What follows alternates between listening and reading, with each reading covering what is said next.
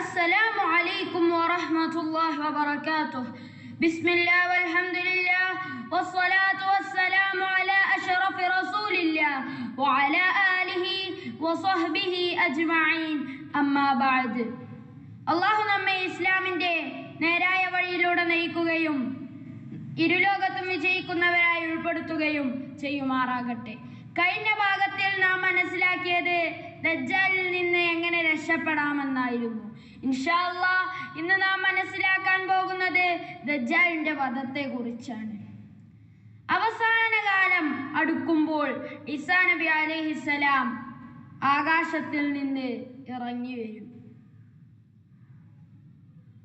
രണ്ട് മലക്കുകളുടെ ചിറകുകളിൽ കൈവച്ച് കാവി പൂശിയ രണ്ട് വസ്ത്രങ്ങൾ ധരിച്ച് വെളുത്ത മിനാരത്തിൽ, ദമസ്കസിന്റെ കിഴക്കു ഭാഗത്തുള്ള ഒരു മിനാരമാണ് വെളുത്ത മിനാരം, അവിടെ കാലുകുത്തും. പിന്നീട് അദ്ദേഹം ദജ്ജാലിനെ തിരയും. അദ്ദേഹം തല താഴ്ത്തുമ്പോൾ വിയർപ്പ് തുള്ളികൾ വീഴും, തല ഉയർത്തുമ്പോൾ മുത്തുമണികൾ ചിതറിത്തെറിക്കും.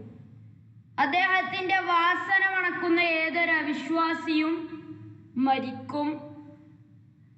അദ്ദേഹത്തിന്റെ വാസന അദ്ദേഹത്തിന്റെ കാഴ്ച എത്തുന്ന ദൂരത്തോളം എത്തും. അങ്ങനെ ദജ്ജാലിനെ തിരഞ്ഞ് ലുദ്ദിന്റെ കവാടത്തിൽ വെച്ച് ദജ്ജാലിനെ ഈസാ നബി അലൈഹിസ്സലാം പിടിക്കും.